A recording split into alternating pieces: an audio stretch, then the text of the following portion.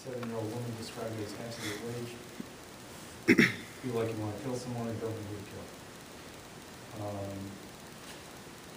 Some of the other comments, nobody will help us, no options, can't believe we can't live here. This is awful thing to have happening. People don't believe us. Our complaints fall on deaf ears. No one cares, no one listens. They just tread on us.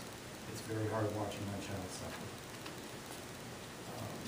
95% reported their quality of life was negatively affected by this project. Quotes of loss of joy in living puts a lot of life's plan on hold. No desire to go outside. Feel trapped. Dreams have been dashed. Was our dream home? It's all been stolen from us. We have no peace and quiet. My husband, who has advanced MS, his only pleasure in life was to see the wild animals. Now they're gone. Sinking feeling every night when I come home and see them. And so it goes on and on in relation to these issues being reported.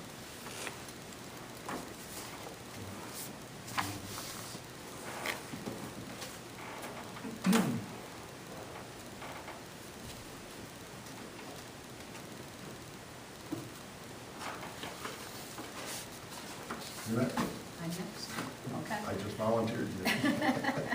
Well, I have, first one Gail sent to me. This is the article that she read at our township board meeting. It was an editorial from Blake, or a letter to the editor in Blake, which I think is really, should be probably put in to our document file, because it's rather. That's the one about where the professor. Yes, and he is a professor, and he says that with periods of peak demand, the wind turbines can't always produce electricity, so the regular electrical plants have to take over. She also sent me this about, this is in the May 15th blade, about the hydroelectric power surges may shut down wind farms. I found another thing on WindWatch about that, and it's just, it basically says that in the Pacific Northwest, they have so much energy coming from hydroelectric power and everything else, they've had to shut down their wind farms. And it was shut down for several days because they have so much other power coming in. There's another scope of it there that needs to be looked at. So there's two things there. And then I have one on the wind, well, I have a couple different studies here on the windmills killing the birds and the bats. This is a Wall Street Journal article from September 7th, 2009, about how ExxonMobil has paid in federal court for killing birds that come in contact with crude oil. Pacific Corporation, an Oregon-based electric utility, has also paid for killing birds that were protected under the Migratory Bird Treaty Act of 1918. The wind power companies are not being prosecuted for killing birds, even though they kill thousands. It has been estimated that wind farms kill 75,000 to 275,000 birds per year, but the Justice Department has not been cases against the wind companies. And they feel this is a double standard, that more people should be paying attention to in protecting America's wildlife. Federal law enforcement officials are turning a blind eye to harm by what is being done by green energy. I know that I read on the U.S. Fish and Wildlife, which I'm going to bring next time because I've been working on other stuff, but I know that they're asking for 3-year moratorium, or a 3-year studies before they place any wind turbines. The U.S. Fish and Wildlife it's voluntary, but I know a lot of like the Audubon Society and stuff like that are asking for them to make it mandatory instead of voluntary, because they wanted to do a 3-year study before they place any wind turbines for the effects on bats and birds, especially the bald eagle population and other wildlife. So I know that they're doing that, and that's something I'm bringing in a couple weeks, but I had other stuff that I was doing. But I know they're asking for a 3-year study, so I didn't know whether or not, Larry, are you guys willing to do the 3-year voluntary study on the birds before, like the U.S. Fish and Wildlife is asking? We're already started this study. But are you going to take the 3 years, the voluntary 3-year study that's going to go into law here in the next year? Well, we can't do that and finish, provided the contract we sign, unless you get consumers to agree. Okay, well, just curious, I just wanted to know, so you wouldn't voluntarily do that because that's what the U.S. Fish and Wildlife is asking for? Well, I don't know, they're gonna give us a permit, so if they don't, I mean, they're the ones gonna use the permit. All right, thank you. But on that same note though, we do have bald eagles that are nesting in the Palmyra Reason River area. Oh, yeah. Right, and I was to say, we've seen them down here on Mulberry near our house. So they're in the area, you know, so. And the bats, I understand, The- they're pretty big. Right, they are. Yeah, yeah. And then this is another study about, and this is Portland, Oregon, Columbia River Gorge. The wind turbines have already done away with the rodents and mice that the hawks feed on in the wheat fields and the cultivated areas. Now they are starting wind farms in the ridges along the Columbia River Gorge. This is an area that eagles, hawks, and raptors use for hunting grounds. Nationwide turbines call average of 3,000 birds a year, but bird experts say these numbers are meaningless unless there is a distinction between the abundant and the rare species. Everyone will have certain species in a rapid decline, and some species will not recover. Raptors generally fly 300 to 400 foot above the ground, about the same height as wind turbine blades. Hawks and eagles ride the thermals as they search for prey. Some are migratory and others are resident birds. Raptors are known for the keen eyesight and might learn to negotiate the turbine blades. But other studies suggest that instincts of these birds are so ingrained they might not see the obstacles until it is too late. There's another one.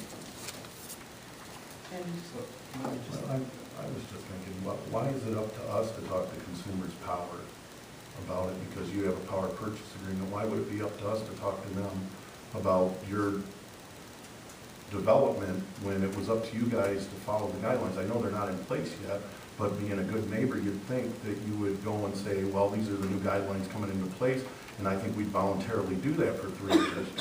So I think I'd expect you guys maybe possibly to go talk to Consumer Power on whether they're willing to wait for the 3 years that they're asking. Just out of curiosity, could you do that for us? Consumers ask us to, consumers, the agreement is, and it's been some time since I read it, I have to go back and refresh my memory. They're requiring us to get the permits, not consumers. And part of that, I know, was the studies. We have to comply to those studies, and those studies got to be approved by the agency, you know, was the DEQ or. But what I'm saying is because they have a voluntarily 3-year study that's going to be coming into effect in the next year, are you guys willing to do that? It's not in effect right now, and I understand that, and you're going by the guidelines now, but as being a good neighbor policy, because we have bald eagles in the area and the bats, would you guys be willing to do that, or is your deadline just too tight for you guys to do that? Well, I didn't negotiate it, I've read it. I know that from my reading, we agreed to these reports. We would be in compliance with those reports. Okay. And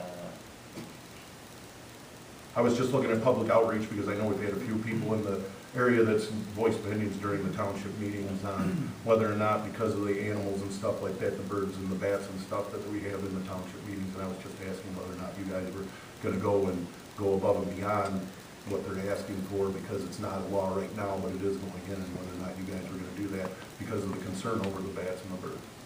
well, we're trying to be in compliance with what we've agreed to do.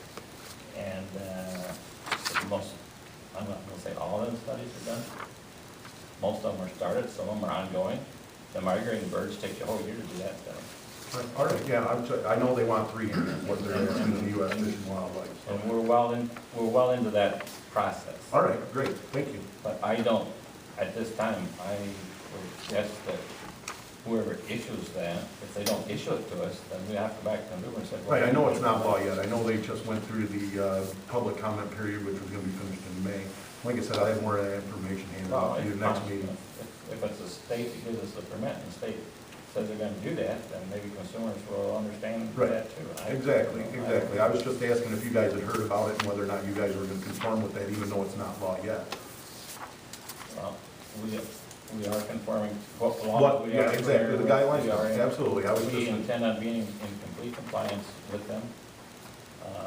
Setbacks from some areas that, the river racing, we have to have a certain, I haven't heard you guys talk about it yet, but we are aware of some setbacks from river racing because of that.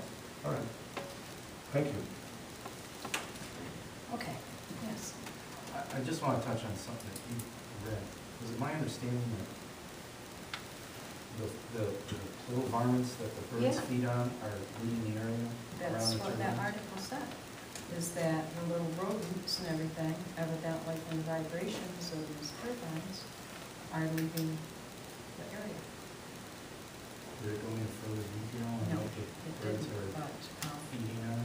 they're then moving on, the birds then are moving too, and feeding on what they can find in the areas. Because it said there that in the wheat fields, that the birds have moved up to the river forage, which is what that was talking about. This is an article, and it's from Eric Rosenblum from July of 2008. With Hansen subsidies and regulatory support, the U.S. faces a push to erect hundreds of thousands of giant wind turbines in the coming years. Look beyond the hype reveals that the wind's actual record does not come close to its claims. In Denmark, where wind turbines already produce electricity equal to 20% of what the country uses, no conventional power plant has been shut down as a result. And it is hard to find evidence that they are using other fuels any less. A report from the International Energy Agency says natural gas use in Denmark increased, as has coal. Wind turbines produce only 15 to 30% of their capacity annually and reach that average only 2/5 of the time because the wind is intermittent and variable. And the rest of the grid will not provide, well, the rest of the grid still has to provide electricity as needed. But bird kills are high. Mother. He's probably telling you about, can I interrupt? My fault, I did get registered, like what you guys had at the township meeting. Oh, for the Yeah. weather alert? So did we Curtis. get an alert Yeah, it went off tonight. Oh, did it? Yes. No kidding. Yes. for us So, here? Or And that's for you at free, your right? It was all, yeah, it's free. Oh, cool, I'll have to do that. You guys, it was, well, I've heard it at Palmyra Township, I've heard it at other townships, so I asked my wife called and put our phones on, and I was in the house, and it went off, my phone went off before I have a little radio, Mhm. but this went off just a little bit before that. Wow, cool, that's real cool, because my son's really concerned about thunderstorms, so I gotta get that app. Thank you. Till 10 o'clock. So it's till 10 o'clock. You can see to the north is it probably are getting storm. So, but anyway, because wind is intermittent and variable, the rest of the grid still has to provide electricity as needed. Bat and bird kills are high. 2 examples, at least of 2,000 bats were killed by turbines in the Backbone Mountains in West Virginia in just 2 months during 2003 fall migration. And at the 195 turbine facility at the Tuck Hill Plateau in Lewis County, New York, at least 8,500 to 16,000 birds and bats are killed annually, according to the data in its first year of operation. Everywhere that people live near industrial wind turbines, they are shocked at the noise. It's unnatural, rhythmic, intrusive, and unpredictable. Careful siting and nuisance regulations would have to be established and enforced to minimize their impacts. But as Denmark and other countries have already shown us, benefits from wind on the grid remain elusive. There is no meaningful benefit to weigh against the substantial negative impacts on communities, individual lives, and the environment.